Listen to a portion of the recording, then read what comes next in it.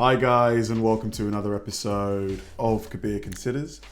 In this video, I'm going to react to lucky discoveries that made people rich. Now, this is going to be it's going to be both an interesting video, but I'm sure it's going to create some envy in possibly you guys and me too as well, because who wouldn't want to be like, on maybe a metal detecting little trip or adventure, and you come across some like treasure chest full of like, I don't know, ancient Viking gold or something like that. First of all, it would be amazing to find something, 1,000 years old. I don't know, I think that's when the Vikings were around, maybe even older. And also it's going to be worth a ton of money, life-changing money. It would be epic. And these things, they happen. They do tend to happen. I read quite often about people that, maybe they were doing an extension on their home. Here in England, if you want to build like you'll make your home bigger, it's called an extension. And, they dig down a bit and they find, I don't know, Michael Jackson's got a silver glove that he wore in I don't know. They just find something crazy. Never seems to happen to me though, but I know this video is going to be really cool to watch nonetheless. Let's do it. Some people get rich through hard work and extreme talent. You could also rob a bank, or you could get really lucky, like the people we're about to meet in this video. Here's 10 extremely lucky discoveries that made people filthy rich. Before we get started, make sure to subscribe so you can discover some super interesting information every day. Number 10. The Wall of Coins. In Willy Wonka's chocolate factory, the walls are made of candy. In this house in Windber, Pennsylvania, the walls were made of money. It had been abandoned for 20 years when the children of the couple that had lived there decided to take a friend to go see what was inside. Within minutes of entering the house, they found a small pile of coins on the floor by a wall. As they explored further, they found a hole in the wall. Recalling a distant childhood rumor about their parents storing loose change in the wall, they opened up the wall. An unbelievable number of coins flowed out of the wall, like a waterfall of cash. Once they counted all the coins, it added up to $8,500. However, because many of the coins were rare collector's items, minted between 1793 and 1857. Wow. Coins are almost 230 years old. 200, yeah, wow. The real value of their haul was around $200,000 US. Very nice. Who needs a bank when you've got a money wall? Number 9. Very nice. Things dug up in Australia. If you're watching in Australia, it may be worth investing in a metal detector and a shovel, because you can find some seriously valuable stuff underground down under. An anonymous prospector was playing with his metal detector in Ballarat, Victoria, when the alarm sounded. He dug through 23 inches of dirt until he saw the unmistakable glint of gold. As he dug, the nugget of gold got bigger and bigger. It turned out that our man had found a giant nugget weighing 12 pounds. Wow. I mean, as of right now, I think a gram of gold, of 24 karat gold, I think is about 40 pounds or 45 pounds sterling scrap. So a kilo, we're talking like 50k. 12 pounds is like, let's call it 6 kilos. Mate. 300 grand. With a value of around $300,000. The strange thing is, this area had been explored many times before. This record-breaking nugget would have been missed by hundreds of other prospectors. Australia was also home to the Royal 1 opal. It was found by an Australian miner called Bobby, who, similar to Danny Glover in Lethal Weapon, was one day away from retirement when he found it. He found it under a foot of dirt at the bottom of the same mine where he had worked for his whole career. Its estimated worth is around $750,000. I'm sure Bobby enjoyed his retirement after that. Congratulations, Bobby. Congrats. If we ever meet, I wouldn't mind a steak dinner. Number 8. The Third Imperial Egg. An anonymous man in the Midwest of the US was scraping a modest living by buying metal objects and selling them for scrap. For $14,000, he purchased a golden orb decorated with gems, hoping to make a $500 profit when he sold it on. However, he decided to get it professionally appraised first. It turned out this lump of unwanted metal was actually the Third Imperial Egg, one of the 50 original Russian Faberge eggs. Only 42 of them were believed to have survived the Bolshevik Revolution. I think we're getting into the really, really big money now. I mean, Faberge eggs, you got to be, what, million at least? And this one was thought to have been destroyed. Our man sold it to an art collector for a staggering $33 million. That's a lot more than the $500 he thought he was going to make. Spare a thought for the guy who sold it to him for $14,000.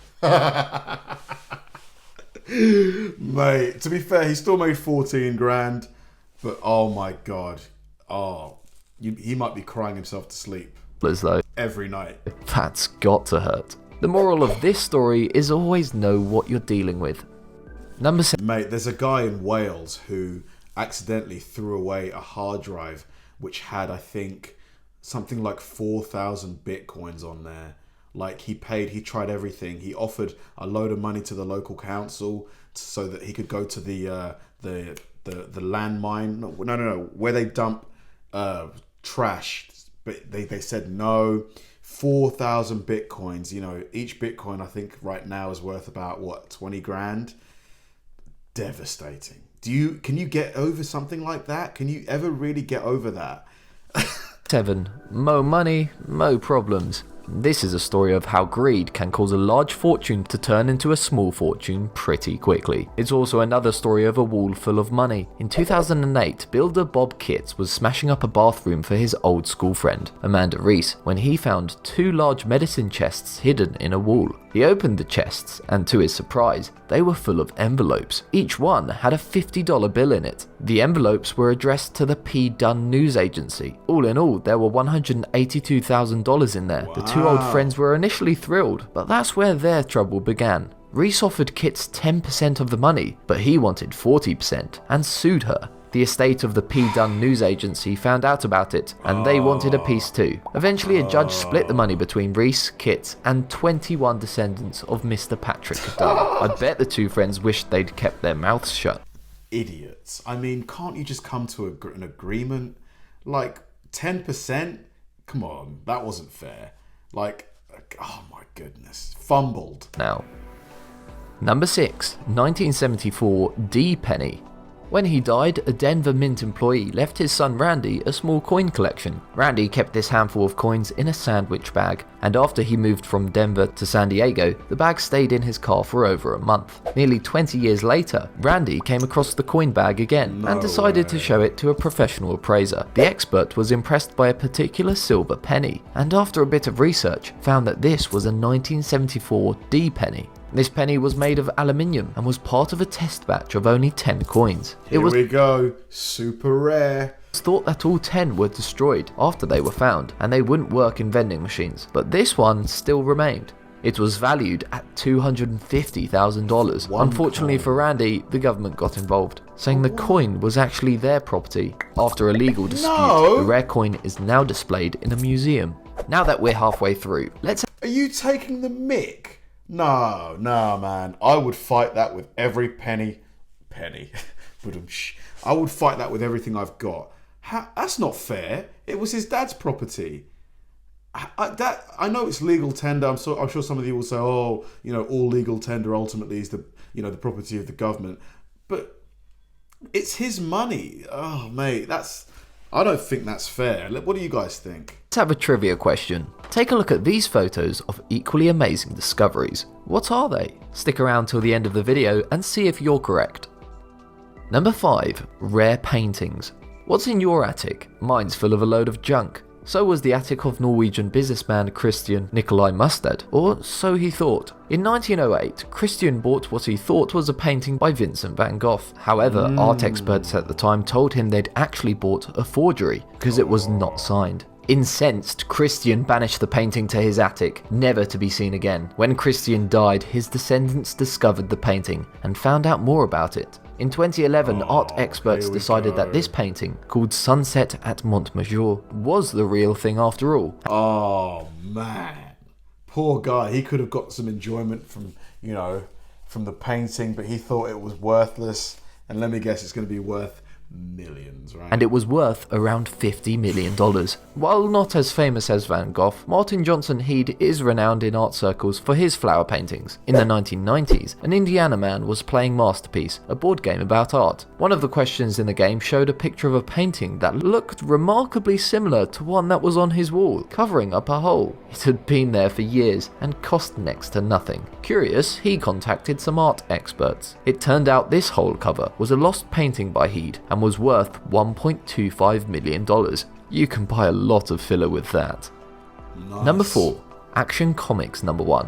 What is it about walls? So far we've found coins and treasure chests hidden in them. Do you reckon it's still possible to have those kind of finds, buying something and it turning out to be worth 50 million? I know a lot of things must have gone missing over the years, especially from, maybe natural disasters that happened back in the 1800s and stuff. But it feels like there's just so many, experts now that are constantly looking, constantly going to like flea markets and car boot sales, and, people with metal detectors going on like excavation stuff and looking for stuff. It just feels like, has the opportunity gone for discovering, a 12-pound gold nugget?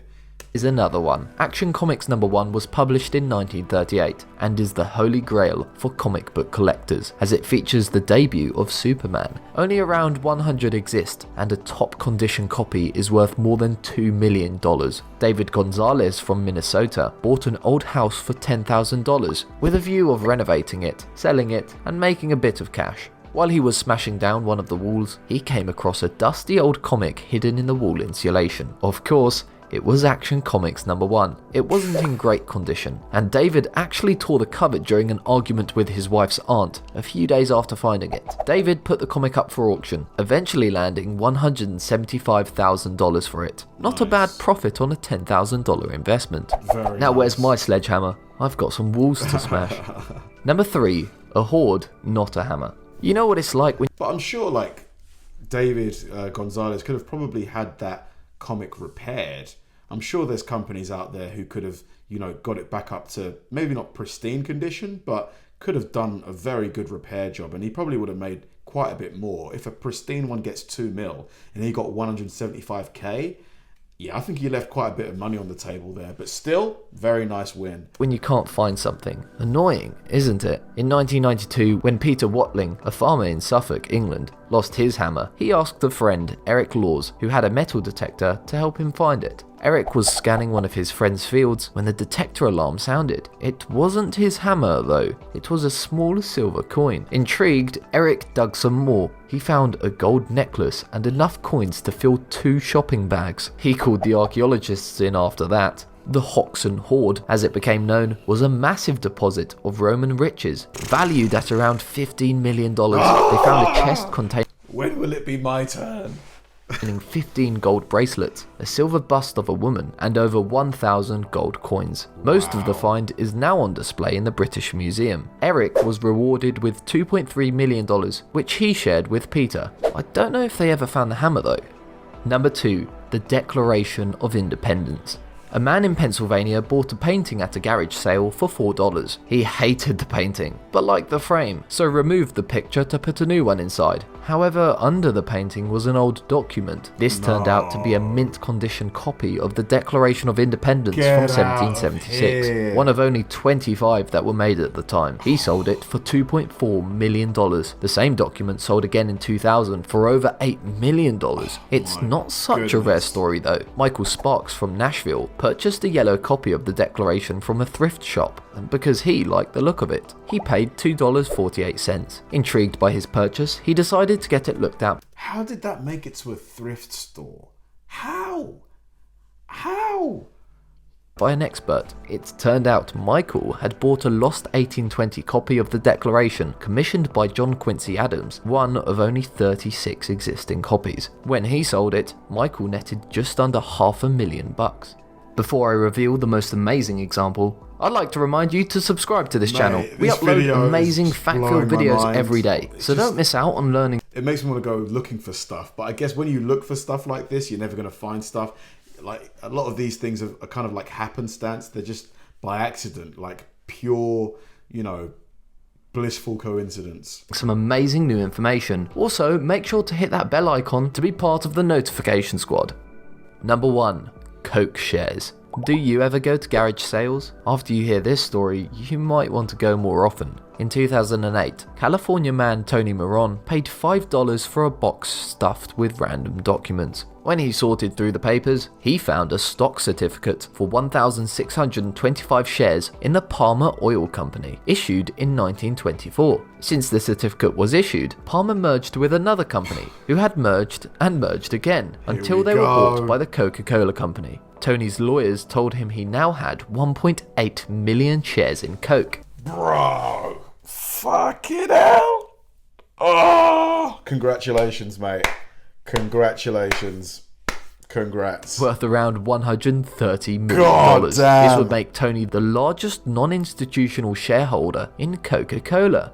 Coke obviously was not too pleased. They dismissed Tony's demands, calling them absurd, and called in the lawyers. Unfortunately, Tony never got to live his dream of running Coca-Cola when he died in 2010. His family carried on the case, but were unsuccessful. Apparently, Tony's share certificate was not the real thing.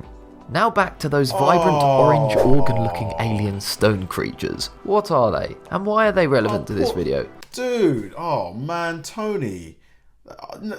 I hate that. Whenever it feels like, you know, you get one up on a big company, they just lawyer you to death. It's just ridiculous. Well, these are known as Pyura chiliensis, a sort of living rock. They're filter-feeding sea creatures that live on the rocky coasts of Chile and Peru. Man, that last one, it really annoyed me actually. I can't believe that. Like, I'm sure that certificate was probably real, but, you know, because Coke would have to basically surrender a bunch of shares to, you know, a lot of money, I guess, which they obviously don't want to do. But oh man, poor guy. You can just imagine the emotions he went through. He was probably thinking, I've made it, my family's looked after forever, you know, my whole life is going to change now. He probably was just in pure bliss, you know, up until rejection. Just devastating. I completely understand why his family kept up the fight.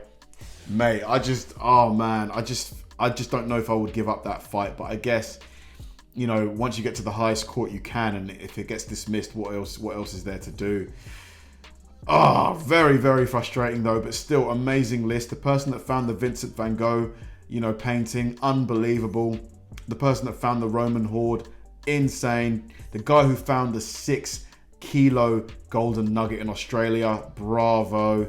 Amazing discoveries. Thanks for watching, guys, and I'll see you in the next one.